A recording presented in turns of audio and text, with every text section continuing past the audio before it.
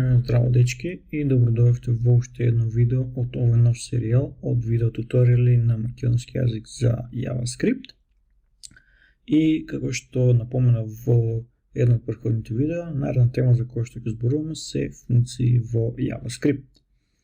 Па е да видиме како се креираат функции во JavaScript. Значи, за да креираме функција во JavaScript, го користиме function клучниот збор. Потоа следува името на функцијата, речеме сакаме да креираме функција која што ќе ни собере два броеви. Потоа во мали загради пишуваме параметри доколку нашата функција има некои параметри или аргументи, речеме сакаме num1 и num2 да ни бидат параметрите. Потоа следуваат загради и доколку нашата функција враќа нешто, пишуваме return и што сакаме да ни врати. Return и сакаме да ни врати спир од двата броја, num1 плюс num2. Потоа, како и во секој нормален програмски јазик, ќе повикуваме функцијата со sum, името на функцијата, отвараме загради, пишуваме параметрите. А да речеме дека сакаме да направиме константа, во која што ќе учуваме резултатот од оваа функција. Sum е еднакво на sum и да ни изгледа 15, 10 и 5. И потоа може да го печатаме console.log sum. Докато извршим ова променка, што гледаме, имаме 15.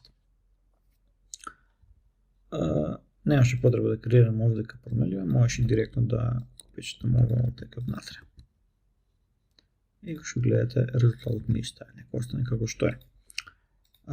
Доколку го погледате документот, значи во првиот пасос веднаш ка зборувам дека во ES6, JavaScript ES6, не е воведена една новина што ни се arrow функции кои се анонимни функции. Значи анонимни функции можеше да креираме и пред тоа, мислам, function и го бришеме само името и ова треба да не е анонимна функција, меѓутоа треба да за да може да ја повикаме, креираме константа sum и е еднакво на таа функција.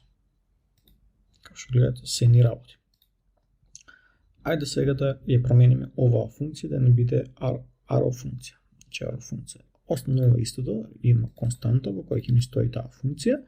Значи, за да креираме arrow функција, го бришеме function клучниот збор. Не остануваат заградите и внатре доколку имаме параметри, стојат параметри, доколку не, имаме празни загради, не имаме параметри и потоа имаме само еднакво поголемо знакот. Добро, и потоа внатре во заградите имаме исто што имаме во функцијата. Доколку извршиме ова, што гледаме дека резултатот ќе ни биде ист. Меѓутоа, ова може да го скратиме, значи може да е доколку нашата arrow функција ни враќа едноставен резултат, значи немаме некои комплексни работи, значи директно враќаме некоја операција, извршуваме и директно го враќаме истото. Значи за тоа и највеќе се користат овие arrow функции, значи може да ги избришеме овие загради. И во единичен ред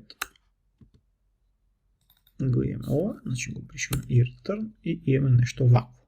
Значи многу лесно и читливо. Го извршиме, повторно имаме 15. Доколку имаме само еден параметар, може уште повеќе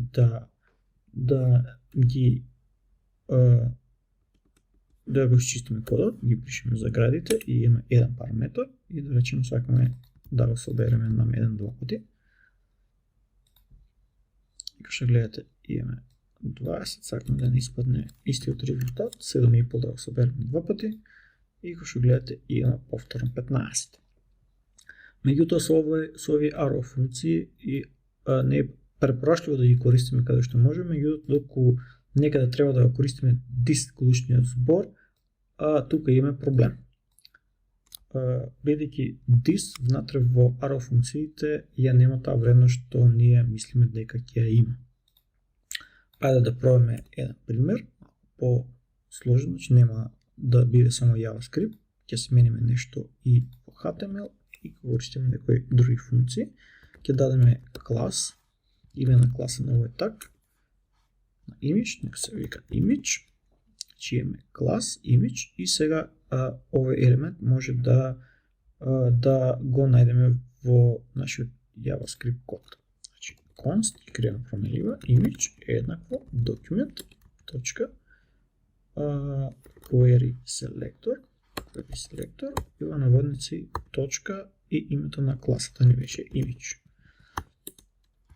Докато испечатиме ова, ќе видиме дека image ни е нашиот HTML tag image. Како што гледате, image отворено, затворено, со класа, со слика, со се.